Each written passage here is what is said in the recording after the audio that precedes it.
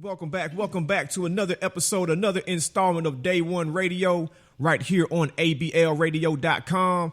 That's Art, Beats, and Lyrics Radio to be exact. Make sure you download the very free, very accessible smartphone app for your iPhone and Android devices. And B, tell them where they can find the entire Day One Radio catalog. You can always find us on day1radio.com, iTunes, SoundCloud, Stitcher, Spreaker, everywhere else you find your favorite podcast. What's good, bro? Everything's cool, man. Oscar season's around the corner, man. 100%, man. I ain't seen hardly any of the movies, but I'm happy there's black people nominated. We don't have the Oscar so white hashtag no more. It's a damn shame that 6 black actors and actresses is a record in one Oscar. It's like 20 categories. And hey, man, but it is what it is. That's the world we live in. And of course, we're not film experts by any stretch of the imagination. So we asked one of our people, Miss Ronda Penrice, to come in, our resident, one of the, best film writers out there, really. And she lives in Atlanta, so asked her to come through and chop it up with us about Oscar season before the show on Sunday. What's good, sis? She's also the author of African American History for Dummies. And it is Black History Month, so go on out and buy that. You still getting royalties from that? You good? Oh, please. I don't get no royalties. They ain't sent you. You ain't got no 13-cent check or nothing in the mail. No. They didn't, you know how it is. You with a major publisher, they don't really push it, but they tell you people don't want it, and it's like we're living in Trump. Or, 45. And, hilarious. We need it more than ever. Like, did y'all even check how he was at the National Museum for African American History and Culture today? And was talking about anti-Semitism? He was there for African American History Month. Yeah, but, it's like cool, but what about the racial discrimination? He don't care nothing about that. Police brutality and, He ain't tripping on that. That's all good. But yeah, so how do you feel? I remember last year, so many things didn't get, really forever, but last year and the year before, a lot of things didn't get nominated. So people were somewhat surprised this year when so many black films or films starring black people got nominated. So being that you pay very close attention to the culture and to the film industry, what was your take on that? Well, certain things you already knew. Even before it came out, you knew Fences was going to get nominated. But can we say that? It's so, you honestly could have said the same thing after after Sundance, saying, oh, we know Birth of a Nation is getting nominated. Go ahead. Go ahead. A whole different We're going to get into that later, but I'm saying you never know. There are things with certain films now, it's like you got to pretty much assume that it's like, if there's not a slave in the film, I don't think it's getting nominated. No, what I'm saying, like the level of actors that are in Fences, they weren't just going to just not let that get nominated. How many Oscars Viola Davis got? And they won Tony Awards. How many Oscars does Viola Davis have? You don't have none. Exactly.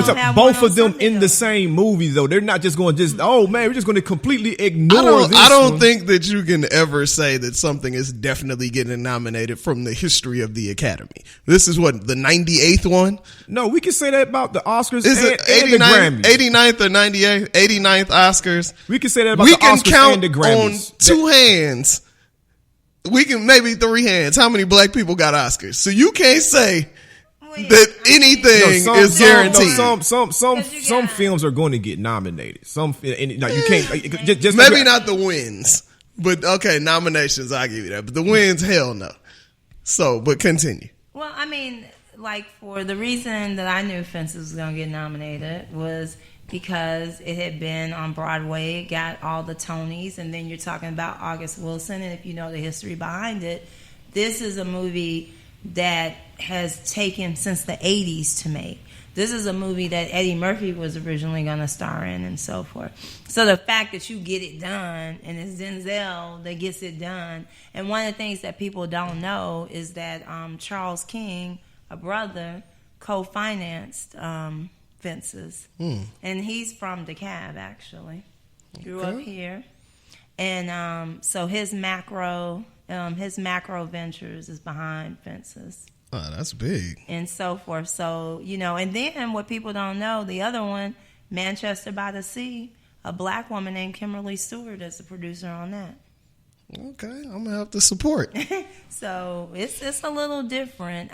We got In the screenwriting competition, adapted screenplay, you got August Wilson, who's gone, nominated for adapted screenplay, along with Barry Jenkins and Terrell Alvin McCraney for Moonlight. So, it's interesting. Definitely. So, we're going to get into who you think is going to win all of these categories, but is it, do you feel like this is a very monkey see, monkey do business? So if something is successful, studios clamor to copycat it and make the next successful thing to a large extent. Like we're seeing a million biopics now because certain ones were successful. The Oscars, this is what people don't understand.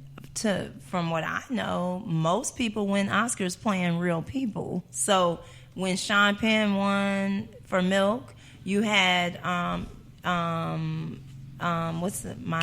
boy who played Lincoln? Daniel Day-Lewis. Yeah. Or you had when Colin Firth won for The King's Speech. Jamie Foxx for Ray. Yeah, most Oscar winners, heck, when you Sally Field for Norma Ray, or Julia Roberts for Erin Brockovich. Most people win Oscars for true stories. Mm-hmm. So but my question is, do you think we're going to see a continuation, or do you think we're going to see more roles opened up to black actors, black directors, black writers, because they see that these films can make money and get notoriety? Well, with us, you never know. You don't. Because even these things are by happenstance. This wasn't because there is an effort to say, we need to have more films with people of color. It just so happened these are different productions. Like when I saw Moonlight, I liked it because I'm a fan of Barry Jenkins, who he did Medicine for Melancholy, which was set in the Bay, and I really liked that a few years ago. But I didn't know that it would be this critical darling. But I also knew that later on when I heard the story, because Terrell Alvin McCraney, he's probably the closest thing to August Wilson in the theater world. Mm-hmm. And of course it's different because he deals with gay themed stories. But the thing about Terrell's work is in his work, it's not like what you typically see, where you see like straight people and gay people going at it. They're usually allies. Like he always has, like when they did Choir Boy here at the Alliance Theater in Atlanta, like he was at a black boarding school, and his roommate, like he was gay and he was ostracized by other people, but his roommate who was straight was like, I don't care what you are, So, but Moonlight is just an amazing story because Barry and Terrell, they grew up 3 blocks from each other in Liberty City, and both had mothers who were crack addicted, and they never even met each other. That's amazing. And they had this really, really dope article on them in the New York Times, and they were talking about, like, because here you have 2 people, one who comes out and becomes a celebrated playwright because Terrell is a MacArthur genius, and so forth. And he actually, it's very interesting because he met August Wilson because he worked at Yale and he was his assistant at one time. But you have these 2 guys who came through Liberty City during one of the roughest times, and you have one that became a successful film director and another one that's become a successful playwright. And so in the New York Times, what was so deep, they were saying how you could have easily made a story about your individual successes, but they were like, this don't happen to most people. Mm-hmm. Mm-hmm. Do you think it's also a thing where it was just some good ass movies that came out? Yeah. Cause, a lot of times, when I would see all the, oh man, the Oscar's so white and nobody got nominated, it's like, you can't fight for every movie that got black people to get nominated for something. Just because it got made don't mean that it need to be recognized. On the flip side of that, though, there's also a lot of very mediocre films that have been nominated. Oh yeah, we just haven't got to the point where we can make bullshit and it be awarded on that level. Because Yeah, there's a lot of mediocre films and a lot of mediocre performances that have been nominated for Oscars before. Well, it's interesting because if years ago, like when Tyler Perry did For Color Girls, it might not have been the greatest film, but Anika Noni Rose was excellent in it. And it amazes me how whenever they have white films, they seem to see the great acting in horrible films, because if I'm not mistaken, I believe that our boy Leonardo was nominated for J. Edgar Hoover, and that movie sucked. That movie was terrible. And then people are telling me, I haven't seen Jackie, but people are telling me that Jackie is not that great of a film, but Natalie Portman's performance is good. So if you can see the great performances in other movies, why can't you see it in our movies? Right. And the irony is, and it's crazy, I kind of felt bad because I saw Moonlight, I went to support alone, and I didn't like it. Like, I thought it looked great, but I just didn't think it was a great film. And then everybody was like clamoring and saying it, so it was great. So I was like, well, you support. have to I want to see the understand, brothers. with Moonlight, you're talking about a different narrative structure. So the whole thing, just like you think about Oscars a few years ago, they had Boyhood. So that was something that was filmed. It's a very polarizing movie too, because it was, you either loved it or you hated it. Yeah. There wasn't too many people that were like, "Oh, it's okay." But like Moonlight, you have to, like, the way that it was structured was very innovative, and the way that it's shot is very innovative. So like the whole thing of having 3 different actors play this one boy in different stages of his life, and then the cinematography, I mean, it is a very interesting film. Now, I say when we talk, I actually talked to the last actor, and I'm just not convinced that the man knows what his sexuality is, Okay. As far as the character? Yeah. Yeah, this is like I think that was kind of the purpose, though. Well, I mean, they say he's free to love, and I'm like, well, he's never really been with anybody, right. So what he doesn't. He's kind of asexual, really. Exactly. I mean, so but just the fact that it gets you to think about things, there's value in that, and like, when I look at Moonlight, I mean, how many films have I seen that look like that? And Barry, he has a very, like, even in Medicine for Melancholy, he has a very unique way of shooting things, and like the way that it looks also tells another story, because the thing about Moonlight, it's a lot of silences in the film, And, and we know, like, I mean, the third act with Sharon, you've seen that happen in urban schools where that bully kid just snapped one day, Definitely. So, and then sometimes certain things that we see, like, sometimes when things are familiar to you, you don't think they're as special because you've grown up with it, Okay. And so, like, for us, there's certain things, we might look at films and, like, we know that, but for other people, it's eye-opening. Well, it's like I knew all 3 of those people in that movie at some point in my life. About this. And it's like I was still kind of like amazed. I was like, man, I never saw this on a screen. Like, I've seen this with my own eyes, but I never saw it like put onto a screen, whether it's television or in film. So that's why I was like, wow, man, this is dope, because I mean, this is really a true ass story that never gets told. Yeah, and then with Naomi Harris, I mean, I was blown away by her performance.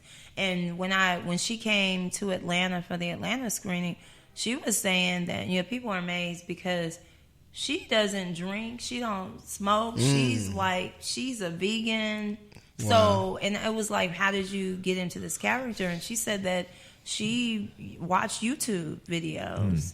And and Barry coached her a lot, and she had to like talk to them. Like, she filmed that whole movie, all her scenes, in 3 days. Yeah, I could see that. What I thought was dope, because the first chapter was my favorite part. Like, I was like, oh, this is incredible. And then I thought the second and third chapter were kind of mediocre to me. But what was dope about that was, I think a lot of times people look at that era in hindsight, like the jokey, dramatic crackhead that we've seen on TV and in films, like, that was real. Nope. Like, there was people that were on crack in the 80s that you did not know were on crack. and they were very functional, and then you just happen to catch them one day, and then it's like eye-opening. It's like the whole 2020 hindsight thing, and I thought it was dope how they played that out with her. Because unless you kind of grew up in that era or been around that, you wouldn't know that she was on drugs for the first, her first few scenes of that movie at all. Switching gears a little bit, we kind of brought this up earlier, the Birth of a Nation thing, and how it was just a huge success at Sundance. The whole bidding war, it was the darling of Sundance and all of that stuff. And I was just like, I'm very curious because, we'll be frank, it was a lot of white people that was championing this movie about Nat Turner. And I was like, I have to see this because this is crazy that would be the case. And of course, every single historical movie that we've mentioned on this podcast so far has had historical inaccuracies in it. That's just how Hollywood does.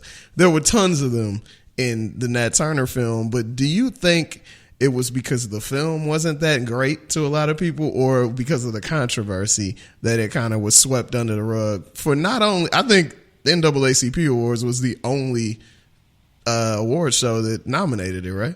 Well, one of the things that from the very beginning, when it came out of Sundance, when they were talking about the price that was paid for it, I was like, it's not really going to make that money back, not in the U.S. market, because films like that don't typically make a lot of money. Like 12 Years a Slave and Selma, they made like $50 million in the U.S. market, and 12 Years a Slave made all this money internationally, and largely banking on the fact that, Brad Pitt was in the movie. And also, full disclosure, Moonlight is produced by Brad Pitt. Yeah. So A24, which is doing some good stuff. But the thing about Birth of a Nation, he could have still had legs because, it took him by surprise, because this is not a secret. Like, this incident when he was a student at Penn State is on his wiki page. It's not like it was being hidden. But one of the things, you got to also know how to do crisis management. Yeah. And he didn't do well at that. And so, you refuse to acknowledge you had a problem, because originally the way he snapped back at it, like, regardless of what the politics may be, is like a young woman, something happened that was not okay, even if it wasn't deemed rape.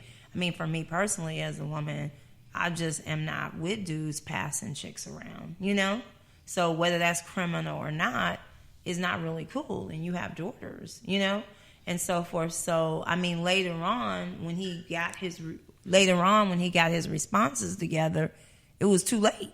Right. And then with the young woman, finding out the young woman was dead, and so forth. And then, but there is a double standard in Hollywood, because now you have Casey Affleck, who had 2 sexual assault cases, which is actually more pertinent to Hollywood. Because one was on the set. No, both of them. Yeah. Both of them were dealing with crew, women who worked on the crew. And one woman, when they were working on a small film, it was him and Joaquin Phoenix. And Joaquin Phoenix was his brother-in-law at the time. And so they were working on a small film, and the crew was staying in his apartment, Casey Affleck's apartment in New York. And the woman claims that he got in the bed and, fondled her and so forth. And he did a payout. And, like, when they did a story on him for Variety, I think it was like in September, October. They tried to downplay. Oh, no, they did downplay it. Yeah. They didn't mention it until the 17th paragraph of the story. I counted them. Yeah, I read that story, and I was like, okay, like, y'all are really, this is like a straight up like spin job. And then they allowed him to say, when you get fame, people come out the woodwork. Well, that's convenient for you to say, considering that you have a gag order on your settlement. So, those things, when you have standards like that, my thing is always this. If you got rules, have rules for everybody. Don't just have one set of rules for Nate Parker and have another set of rules for Casey Affleck. Right. Like, why do you think, like, kind of backtrack, like, why do you think, that movie was able to get that kind of bid? I read that, it was a bidding war essentially between the house that got it and Netflix. Byron Allen. No, and Byron Allen. Byron Allen's company. Yeah. Oh, well, they're probably not going to go with Byron Allen, though. I think it would. I honestly think that everybody in that room knew about this scandal when they were bidding. Nobody spends millions of dollars on any product and you're not vetted. Yeah.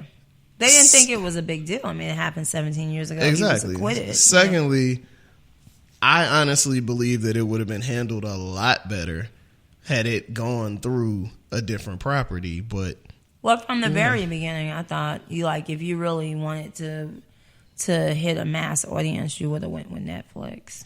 Yeah. To be honest, but we like to be on the big screen, though.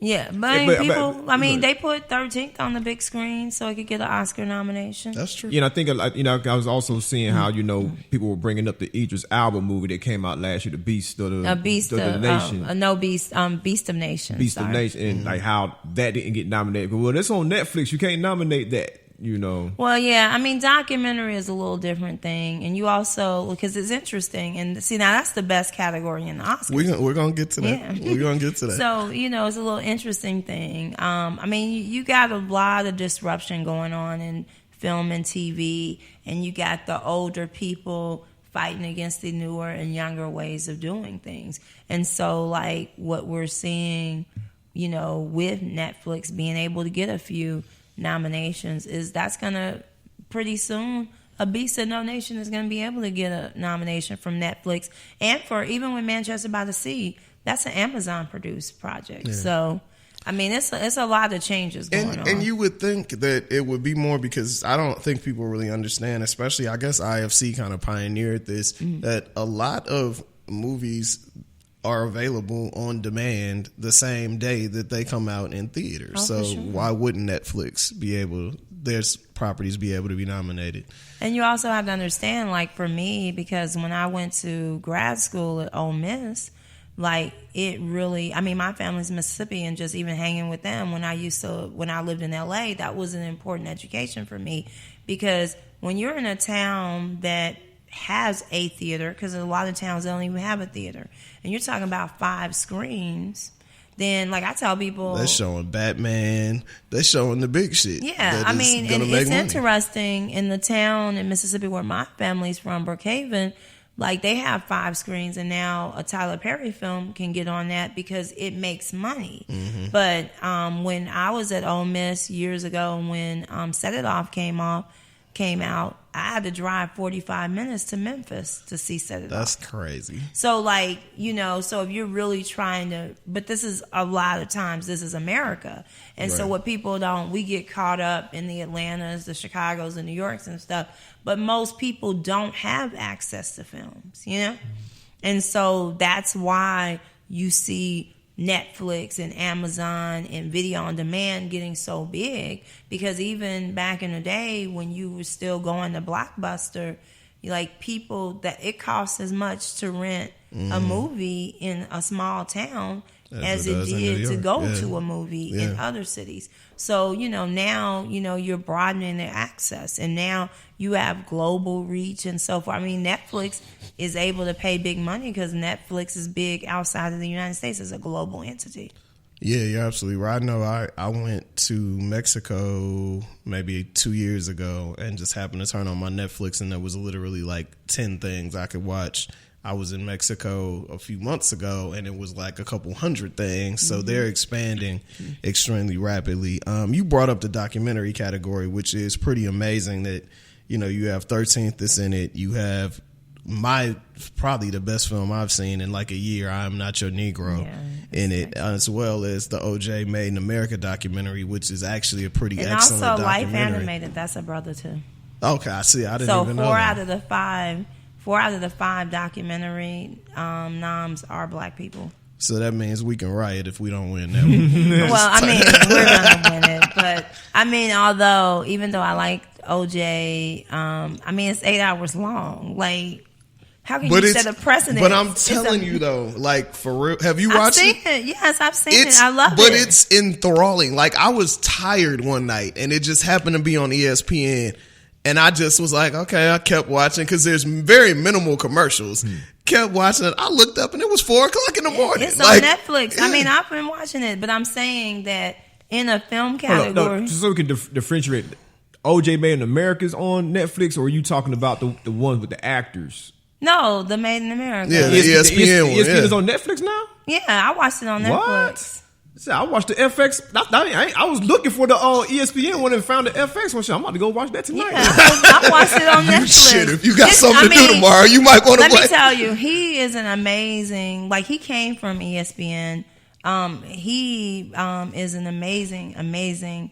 Like, the detail that's in OJ Made in America. I mean, he's talking to OJ's cousins. Yeah, he's like telling. I mean, in the footage that he has, the archival footage is amazing, and you totally see how people fell for OJ. I mean, extremely charismatic. You know, I mean, it really is amazing. Like, what's your pick in that category? I think it's gonna be OJ or the 13th, but I believe that I'm Not Your Negro. It deserves it. I mean, it really amazing. Is. If you haven't seen it, please go see it. And that's one of those situations where you're talking about it was a wider release than I would think it would have been. It was in like I think 5-6 theaters here in Atlanta. But I was telling my parents to go see it, and I was looking it up, and it was only playing in like Berkeley and Pleasanton or some shit. Oh, really? That's interesting. And it was like the first weekend. Yeah, you would think it would be playing in Oakland, San Francisco, all of that. But see, Raoul Peck, I love his work, and I don't know if you ever saw his Lumumba film. I believe I did. But Lumumba was really good, and he had done the Idris HBO film Sometimes in April. I didn't see that. But that's about Rwanda. And he is just amazing because he's a Haitian filmmaker. And like when you think about, like, you know, having seen Tupac Resurrection and so forth, and to see all that kind of archival footage, right. And, you know, for James Baldwin to be talking to you, right. And for it to be so current in the way that Raoul Peck even meshes in images of film, and everything is just, even when he brings in things that happen right now, he still makes it so timeless and so forth. And I didn't even realize that Samuel Jackson was narrating, because at times he meshes his voice with James perfect. Baldwin. I mean, it's just perfect. amazing. It's one of those things that it's so good that it's even difficult to explain to someone who hasn't seen it. Like, there's so many different layers that make it such a great doc. And I would go see it again. Like, it was just things that you probably missed the first time, because if you're paying attention to just how it's shot, then you may not hear certain things and vice versa. Like, it's a great doc. I hope it wins too, but I think it deserves the win. Because it might be a little too radical for the Academy. Well, I don't know. They nominated it though. I mean, sometimes, but it's James especially Baldwin though. Huh? I think they nominated it because it's James Baldwin. Well, I mean, it's not like there's done. a name that's like Bob Marley. Like, oh man, we gotta let Bob Marley. Yeah, in, but there are certain people that just get that respect card. Yeah, but I mean, it's just a remarkable piece of work. And as far as structural and everything, I mean, I just think he does the absolute most with the tools available to him, and he should be rewarded. Now, you know, the guy, the Life animated guy, that's the one where the chick Kanye'd him. Oh. Remember when it was the Oscars and the brother was up there with the Oscars, and then the white woman came out of the crowd? Yeah. So he's nominated again. And what is Life animated about? I hadn't even heard about that one. I ain't even gonna lie to y'all. I mean, I know. All of his films he makes. He usually makes films that. A lot of his films are about disabled children, and it has to do with music and stuff. All right, I'm gonna have to check it out. I mean, I know his last film was shown on HBO. Okay. Yeah, any of my actor, actress, director friends invite me over so we can watch some screeners, because I haven't seen a lot of this stuff. So a lot of times, you know, especially being kind of outside of the game, we often see that people that are nominated for Golden Globes or nominated for SAG Awards and win they say that, okay, well, this must be who's going to win the Oscar. Do you think that's going to be the case this year? Well, it depends. I mean, now you have some people complain that the Golden Globes aren't really serious and so forth. Okay. But then you go into SAG, and so now like Hidden Figures has a lot more momentum now, right, because of a SAG win. But also Hidden Figures, I'm watch out for it. I mean, now you got a little backlash going against La La Land, so you never know. I mean, they're gonna win a lot, but they may not win the 14 nominations. They're gonna win something. Well, there have been times. Remember Color Purple, all those nominations years ago. 5 years old when The Color Purple came out. I don't remember. But I'm just saying there's precedence for you to have, I think they had 10 or 11 nominations, and it didn't happen. They won, best movie poster or something. Yeah. Well, the movie poster actually was designed by a brother. Good. I know him, so. You know everybody. But I looked up Life Animated. It's about I do remember the story, the young man who was autistic, and through Disney movies, he was, they were able to make a breakthrough. So, wow. I mean, this man, he makes, all his films are really the kind of stories you should know about, Okay. So, Roger Ross Williams, he's he's a good filmmaker. He makes things that are like, oh my gosh. Like, the other film, it was like these kids in Africa, and it was just so compelling. You're like, oh my God, why didn't I know about this? So, but he ain't gonna win though. He's not. He's not. But it's amazing. That's the strongest category in there. And then, I said, with the screenplay, that's a good category too, as far as. So let's run through who you think is going to win. Okay. Who do you want to win, and who do you think is going to win? So we'll start with ladies first. We'll start with supporting actress.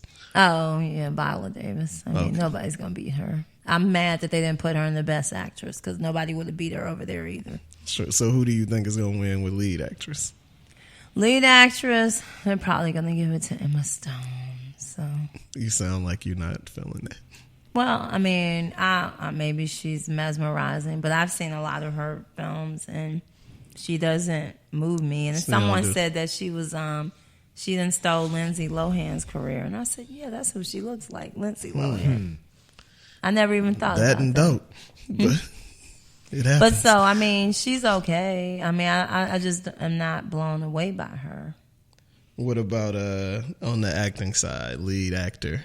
Who do you think is going to win? Well, who should win is Denzel. Okay. Who do you think is going to win?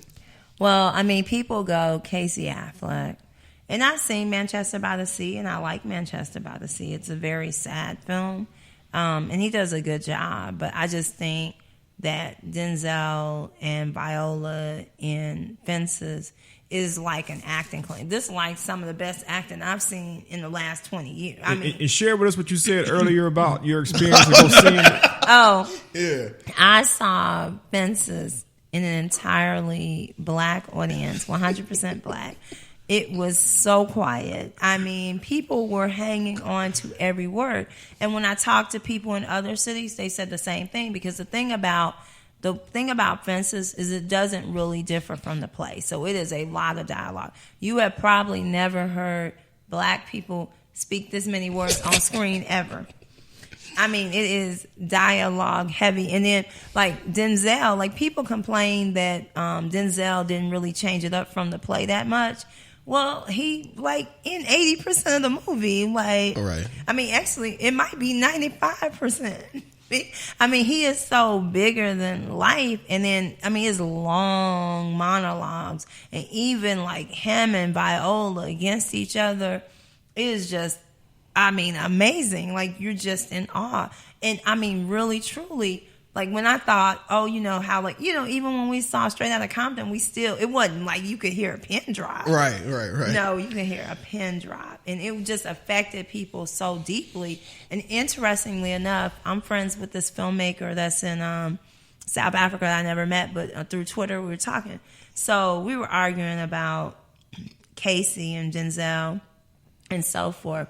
And I mean, you know, I hate when people like really like argue with me and they didn't see the film. And then he saw the film because I guess, you know, technology's like that.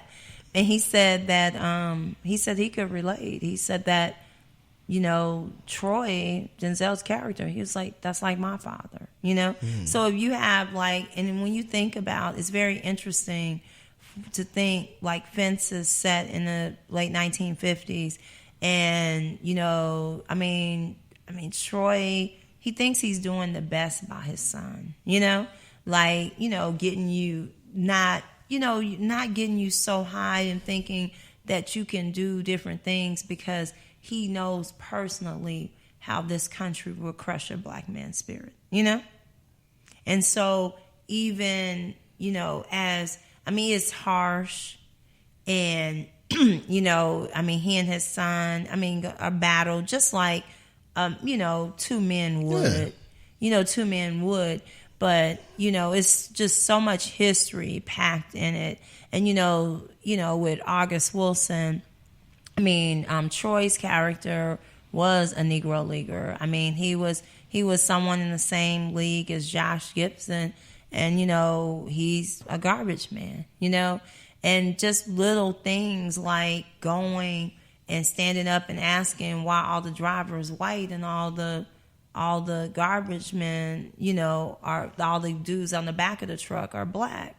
And then, you know, and so it's those subtle things that we don't quite get. And it's very slowed down because in the 1950s, people talked a lot. Like they had full conversations because they weren't as distracted as we are now. And it's very interesting because he has one son who he's had with, you know, his current wife.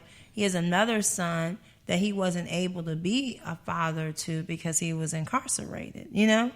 So it's just very dense and, you know, and it's a totally different film than Hidden Figures because Hidden Figures is set in the same era.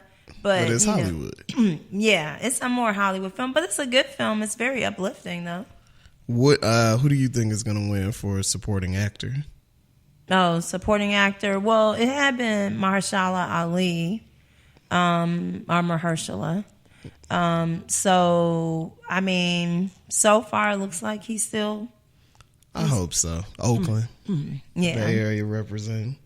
We talked a lot about the director category. Before we get into who you think is going to win, how in the hell did Mel Gibson work his way back into the good graces of Hollywood? Well, they say, I mean, I have not seen it, but everybody that sees this film, I won't see it.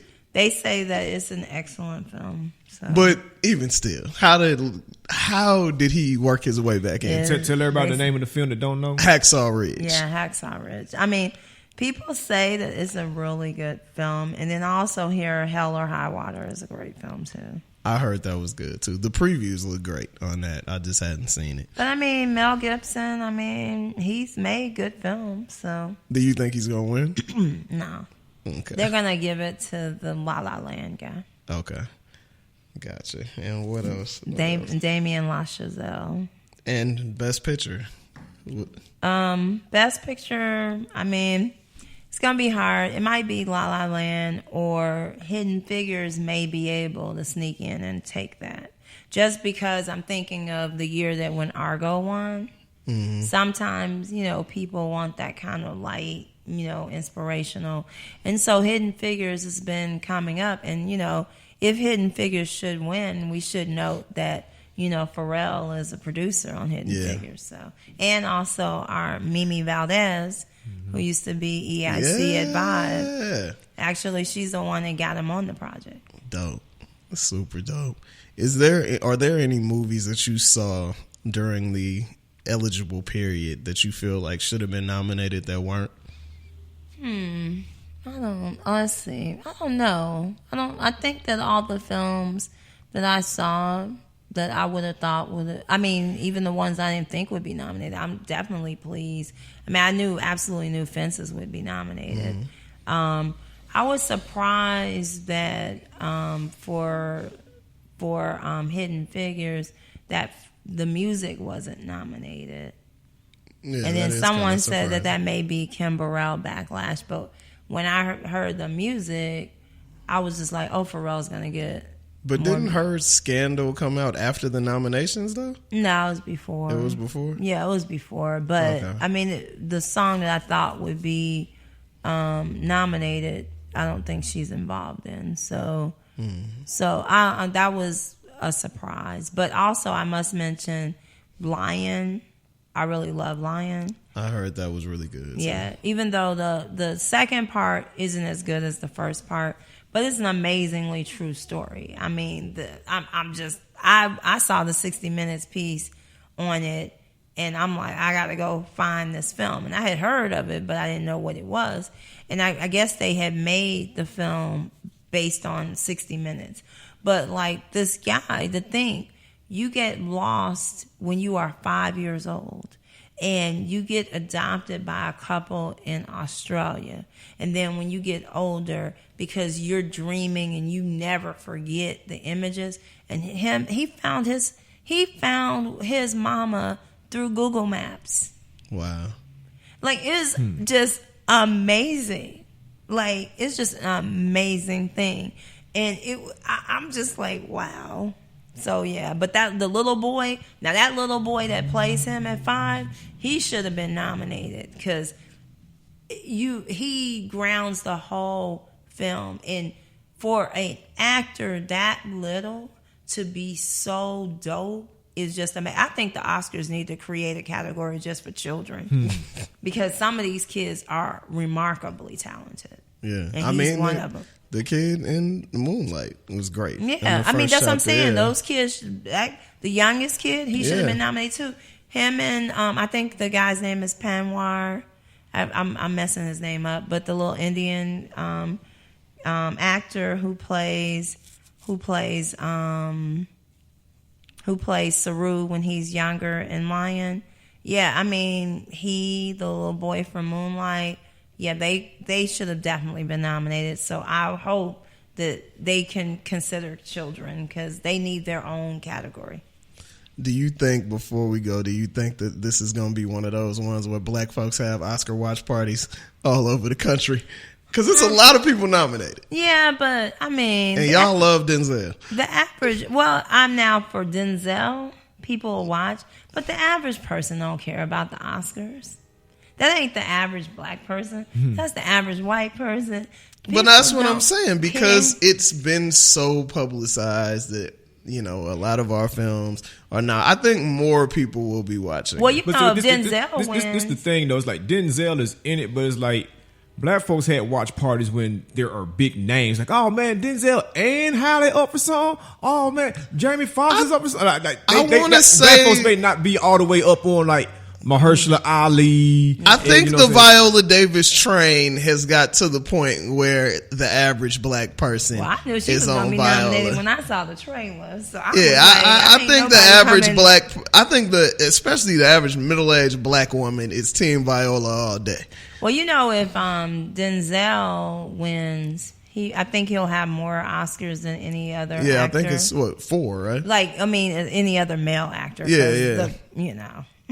Who had that? Was it Meryl Streep? I'm sure Meryl. Yeah. Well, she's had more nominations than anybody. And, even in the Best Actress, she's nominated, so she could possibly win, too. Yeah, but she's always nominated. See, that's why I don't like that Paramount didn't put Viola in Best Actress, because I felt she would have won, and that would have been historic. Like, supporting actress. And also, we should note, supporting actress, 3 black women are nominated in there. So it's Viola, Octavia Spencer, and Naomi Harris. So there are 3. And then in Best Actress, Ruth Negga from Loving is nominated. Which was that's another historical thing, where it was a lot of things within that story in real life that aren't really reflected in the film. Well, yeah, because one of the things with Loving, they said that, number one, she didn't consider herself black. She didn't identify as black. She considered herself Native American. Exactly. So, but it is legally considered a groundbreaking, case for interracial marriage between black and white people. Right. Yeah, that's how it goes. Welcome to America.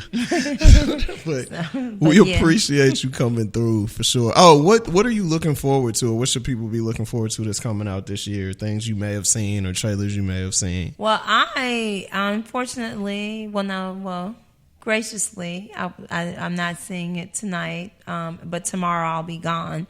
But people are telling me, surprisingly, Get Out is very good. I keep hearing that. So I'm excited to see that. And, I must say, even though I wasn't the biggest Key and Peele fan. Me either. Because I thought they were doing throwaway Dave Chappelle skits. Exactly. And I didn't, even though it's not a great film, I was surprised by Keanu. Keanu was funny, y'all. It was very funny. It was silly as hell, but it was funny. It was funny. You know what they were great in? What? Fargo. Oh, Fargo, I didn't see that. The first season of Fargo, they were in probably the last 4 or 5 episodes playing FBI agents. I don't know if they were trying to be funny. Hilarious. But Keanu showed me, I was like, well, these guys are really talented. And then, our guy Jason Mitchell, I don't know when we'll get to see it, but Mudbound, which is a Dee Rees directed film that is set in Jim Crow era Mississippi. It's a farm film.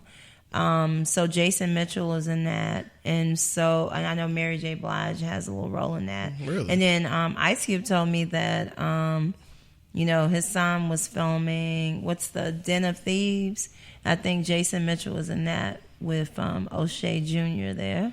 Or is he the second or third? I think he's Junior. I think he's O'Shea Jr. And then so I don't know yet because this part of the season is real early. The Oscar stuff doesn't start getting serious until the fall. Well, I was just saying, just films you're looking forward to, period. But no, those are things we'll definitely look out for. We appreciate you coming out. Please tell the people where they can find your writing and your musings online and all of that. Oh, well, you can always, I write for The Root, I write for News One, I write for NBC Black or BLK. I just learned it was. So if it's a black site, my name might be on it. But my Twitter at Ronda Racha, RondaRacha, and then I'm also on Instagram. And so I'm gonna be on this Black Heritage trip tomorrow, and so I'm excited. I'm going to Villa Luaro, which is the mansion that Madam C.J. Walker built. Nice. And so I'm super, super excited. I'm going to end